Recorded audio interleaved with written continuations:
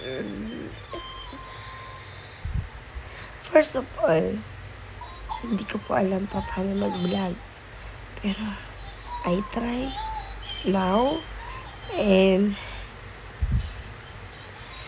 I wanna make something that about here. That someone or everybody can feel me also. Yung gusto ko po sana simulan is about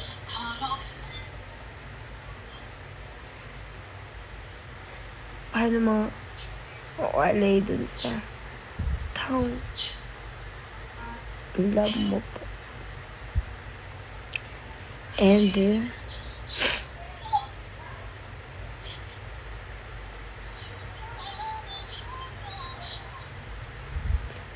gusto ko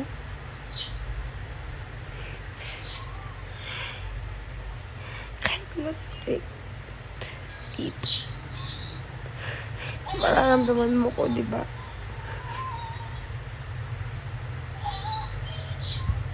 Sorry, pero paano ba mag-start? Hindi ko alam. Pero gusto ko yung kahit magpuso ko, kahit sa feelings lang, panamdaman ng kahit sino na ganito pa din pakiramdam ng nagmamahal ka ng LDR. Masakit. Pero kailangan mo mag-antay, maging patient, and yung tipong dumarating sa punto iba rin naiisip mo, yung tipong gusto mo kasama mo siya, yung tipong ang dami mo iniisip. Tama naman siya sa kanya. Iniisip niya na marami akong sarili ko. Pero hindi mo mahali sa sarili mo yun na nag-aalala ka sa kanya. May ginagawa niya. O ano may ginagawa niya. Sino makakausap na. Ganun. Pero sana, diba, maramdaman niya ako. Gusto ko. Natutulog kasi siya eh. Ayan o. Ayan po siya.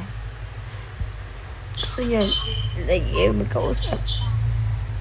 Hindi nawawala yan, pero gusto kong gumawa ng something na hindi ko ikakaboring sa bahay. Matulungan ko siya. Hindi naman yung sa lahat ng oras. Siya lang lahat sa kanya. Gusto ko meron ako na itutulong. So, para barang araw, magkasama kami. Wala kaming sa isa't isa. Ang hirap. Mga sis. Promise. Ng LDR relationship.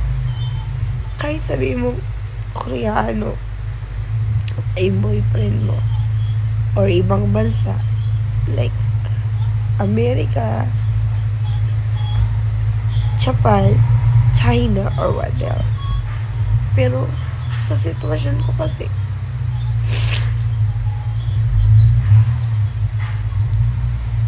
hirap, promise. Sana nararamdaman niyo yung nararamdaman ko. Hindi ko naman sinasabi na kaawaan niyo ako eh. Gusto ko lang